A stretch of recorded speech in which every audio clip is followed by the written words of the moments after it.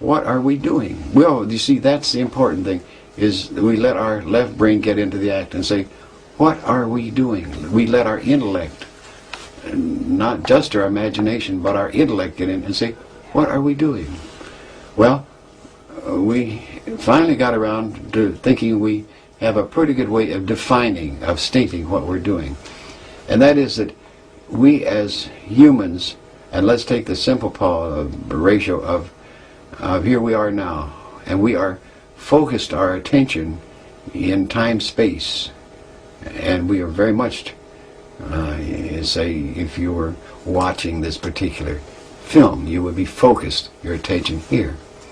And that is that type of phasing. We are in phase with time-space.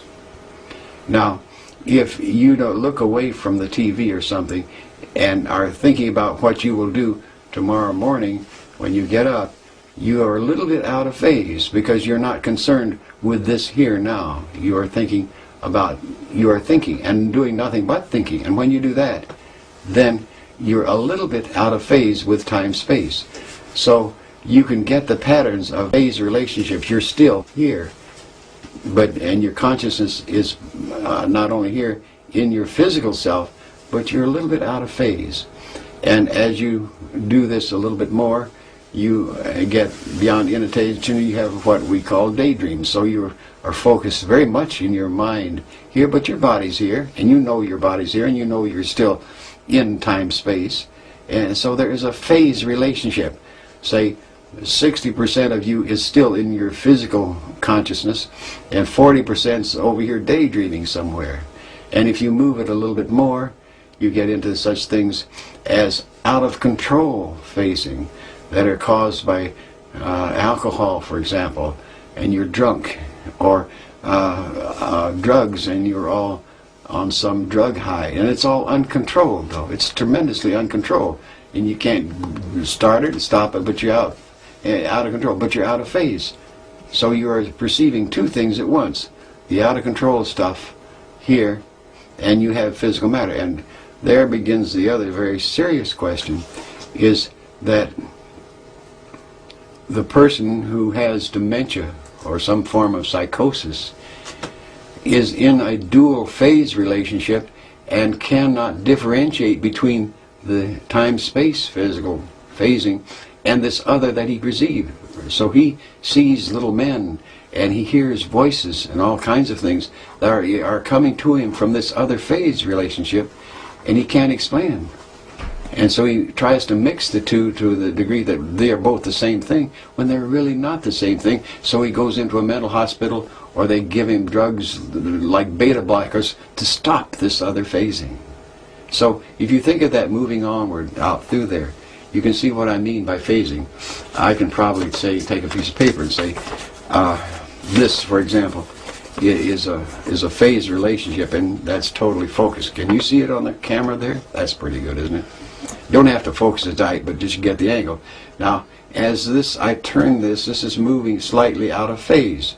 So you have difficulty seeing the print more and more until this way it's very narrow. You could not even define what that is. It's just a line there. And if you're trying to read this, you're having great difficulty because you can't even see it at all now. Now you're seeing another type of something. You're seeing not this, but something else. So you're completely out of phase with time-space. So it's that type of thing. These are ratios, and everything is ratio in terms of consciousness. The interesting part, of course, is that we have certain fascinating things, and that is that when there comes a point we all face, there are certain things like death and taxes we always have to face. Well, one of them we have is facing physical death, and that means that this tuning device that we have called a physical body doesn't work anymore. So we have to phase out of it, and we're completely out of phase, and this doesn't work, so we are totally there again. Our consciousness is not dependent upon this. It's over there, and being over there is again a reality. And this is the thing that you begin to understand the more you get into this, that there is other realities which this mind that we have, this human state, can be conscious over in these other areas. And you can learn and do this long before you're forced to drop this physical body and go on. You can go play there. What Have a lot of fun. what is the Yes. significance, Bob, of this ability that you've proven that we have to contact these other realities or other phases? I think the most important thing, first of all, is to understand these ratios, so that we can begin to just like we do with all of our physical sciences, classify plants, biological sciences, begin to classify these other states of consciousness as to what they really are and explore them. Why do that? The first and foremost thing, and it certainly comes out, that we around here have long gotten to the stage that we know we are more than our physical body. What does that mean?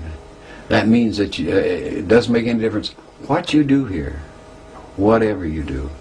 And this is contrary to a lot of belief systems, no doubt about that.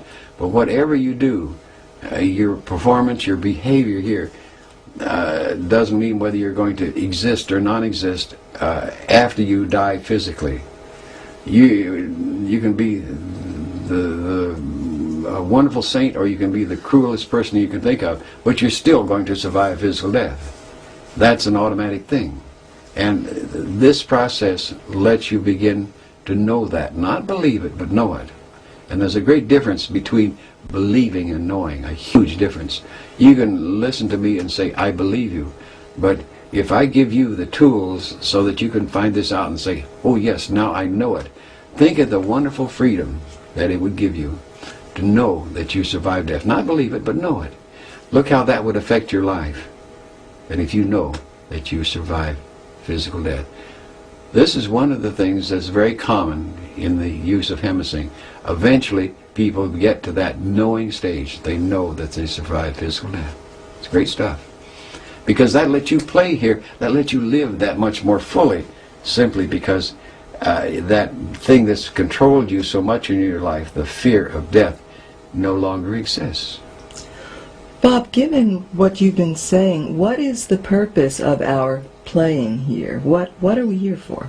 Well, that's absurdly easy. And I say absurd because it's so apparent once you begin to look at it with what I call a different overview, from another perspective. Look at it. It's best described as you come here as a vortex of energy, and I might add as an alien to this Earth life system. You don't belong here, so you try to change it. Humans try to change it. They don't like the way trees are planted, so they plant them in rows when this system says do it this way, and they want it a nice straight. That's typical of humankind. But why do we come to this thing we call the Earth and live on Earth and be human? Very, very fascinating but obvious answer. And the more you look at it, the more obvious it becomes to you. And that is that you came here to learn. Now, what did you come to learn? These are nice, neat questions.